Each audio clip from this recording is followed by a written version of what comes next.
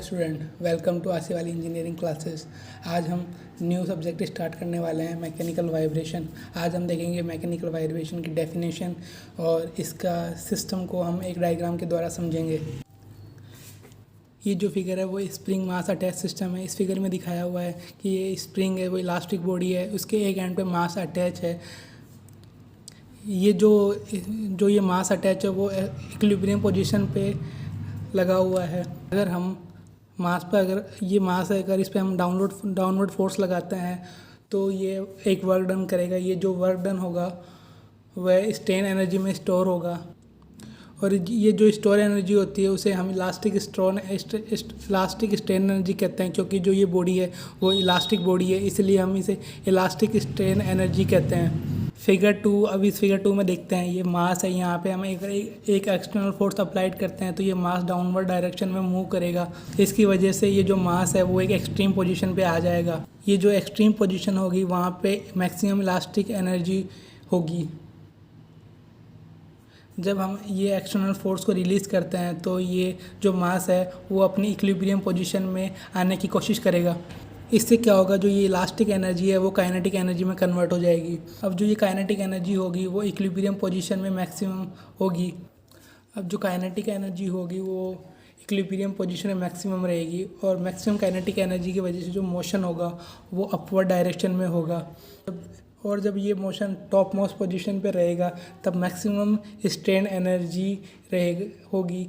ये spring continuously motion करती रहेगी, इसीलिए इसमें वाइब्रेशन जनरेट होगा, इसलिए हम इसे मैकेनिकल वाइब्रेशन सिस्टम कहते हैं। अब इसकी डेफिनेशन देखते हैं। Then elastic body such as a spring is deform from equilibrium position. कोई भी स्प्रिंग है वो इक्विलिब्रियम पोजीशन से डिफॉर्म होगी by the application of external force, external force की वजह से। देन इट्स रिलीज, जब उसे हम वापस एक्सटर्नल फोर्स को हटाएंगे, it perform the cyclic motion.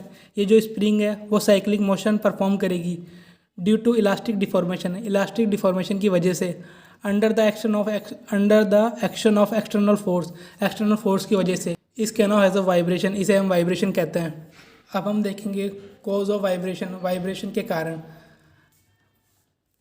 Unbalance force और कपल। कोई भी स्प्रिंग मास सिस्टम है या कोई भी सिस्टम है, उसमें जो अनबैलेंस फोर्स होंगे या कपल होंगे उनकी वजह से वाइब्रेशन जनरेट होगा।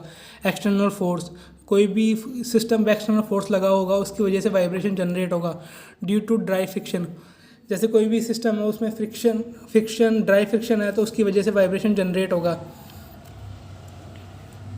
अर्थ की ये एक नेचुरल प्रोसेस है, इसकी वजह से ही वाइब्रेशन जनरेट होता है।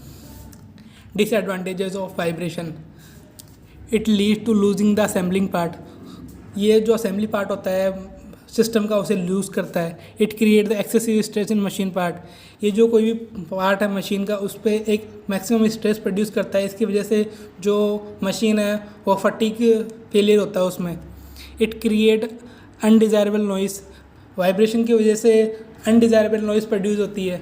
It may lead to failure of machine part, ये जो मशीन के पार्ट्स होते हैं उसे ही फेलियर कर सकता है। अब देखेंगे advantages of vibration conveyor works on vibration. आपने देखा होगा जो कन्वेयरिंग जो सिस्टम होता है उसे वाइब्रेशन की वजह से जो भी पार्ट्स होते हैं उसे हम आगे मूव करवा सकते हैं, ये इसका एक एडवांटेजेस है।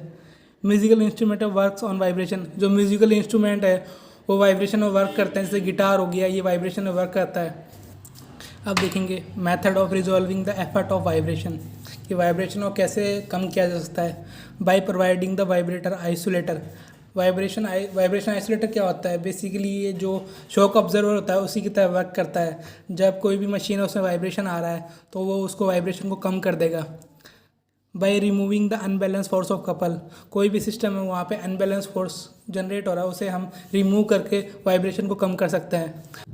By using sound proof glass, जो कोई भी जहाँ पे मशीन लगी हुई है वहाँ वाइब्रेशन जनरेट हो रहा है तो वहाँ पे हम साउंड प्रूफ ग्लास लगा के वाइब्रेशन को कम कर सकते हैं।